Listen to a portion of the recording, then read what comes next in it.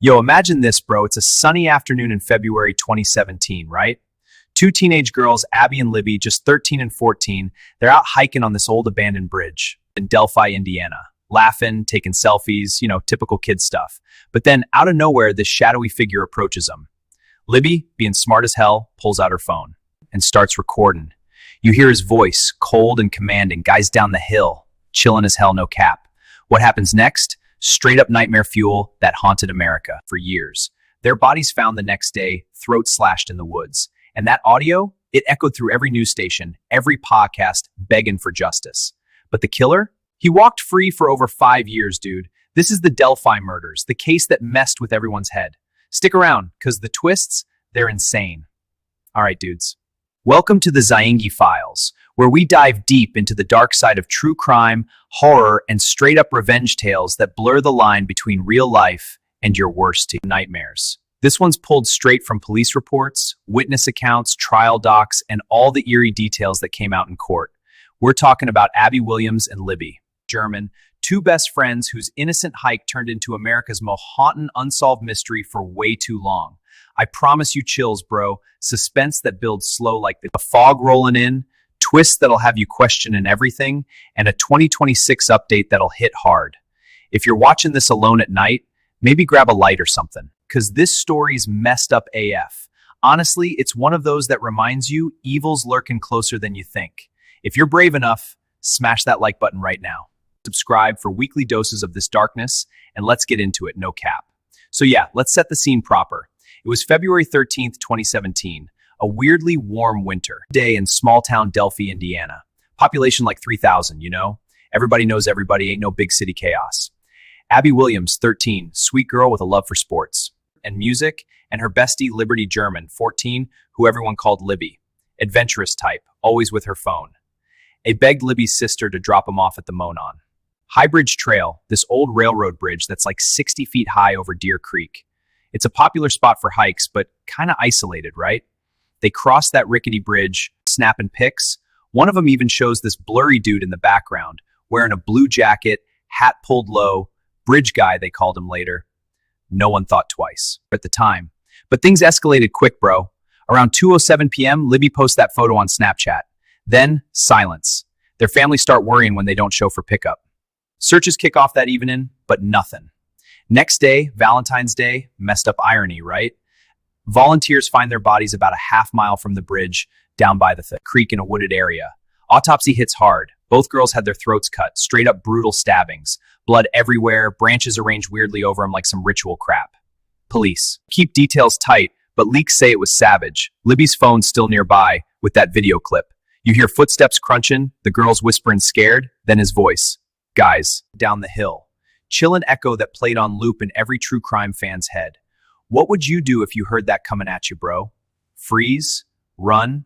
Libby was it. A hero, no cap, she captured the killer's voice and image, giving cops a goldmine. The investigation dragged on forever, dude. Cops released that grainy photo of Bridge Guy early.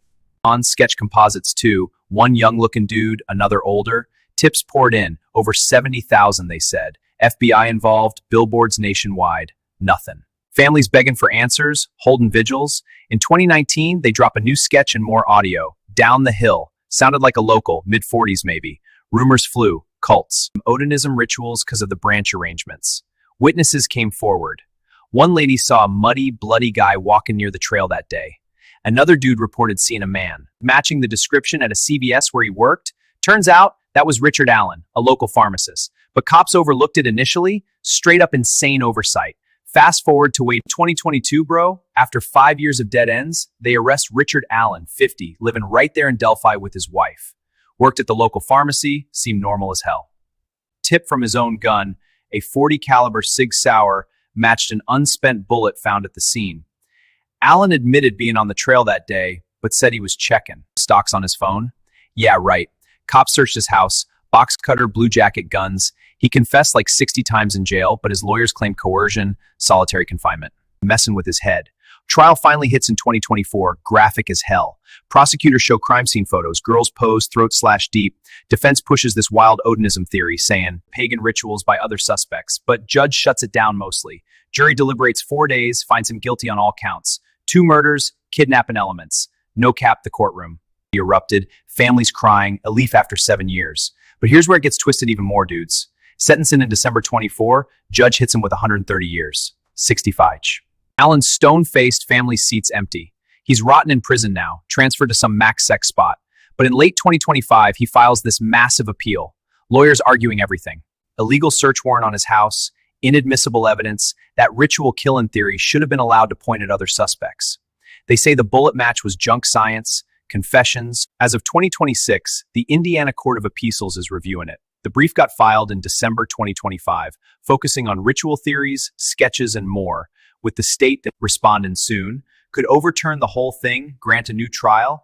Is justice solid, or is there more darkness hiding? Some say the ritual stuff points to a cult cover-up, branches like runes. Others think Alan's guilty AF, but appeals drag on. What if he's innocent, bro? Or worse, what if accomplices are still out there? This case ain't fully closed. It's haunting America still, waiting for the next shoe to drop. Don't hike alone, dudes. Yo, let's recap this nightmare, no cap. From that sunny hike on the Monon Bridge in 2017 to Libby's brave audio capturing down the hill, the brutal stabbings, years of agony for the families, Alan's arrest and 24 conviction, 130-year sentence. And now this 2026 appeal that could flip it all. Stories like this hit hard, reminding us the world's messed up. Random evil striking innocence, justice grinding slow but fierce. Karma hit Alan hard, but is it over? Honestly, it chills me thinking how close darkness lurks in small towns. If this story messed you up, smash that like button.